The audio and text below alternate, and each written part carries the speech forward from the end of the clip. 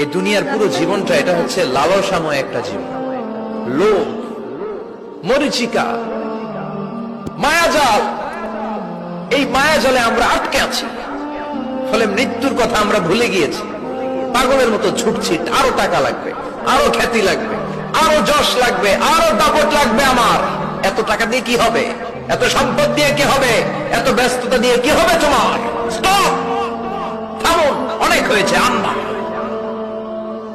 থামুন, take a rest, take a breath and think about death. Think that you have to go back to your Lord. একটু বসেন না, একটু ভাবেন যে আমাকে চলে যেতে হবে, চলে যেতে হবে। এই কোলাহল, এই ব্যস্ততা, এগুলো থাকবে, থাকবো না আমি। সাইয়েদনা ওমর ফারুক বলেছেন, মুতু ক্বাবলা আন তামুতু, মরার আগে একবার মরো। হাসিবু ক্বাবলা আন তুহাসাবু আলাইকুম, তোমার হিসাব নেওয়ার আগে তুমি একবার নিজের হিসাবটা করো না। কাগজ বের করে একটু লিখো না, কি কি ভালো কাজ করছিলা, যেগুলো দিয়ে নাজাতের ওসিলা হতে পারে। 1 2 3, আর কি কি আকাম কুকাম করছো দেখো না, লিখে দেখো তোমার অবস্থাটা কি। মরার আগে একবার মরো। মরার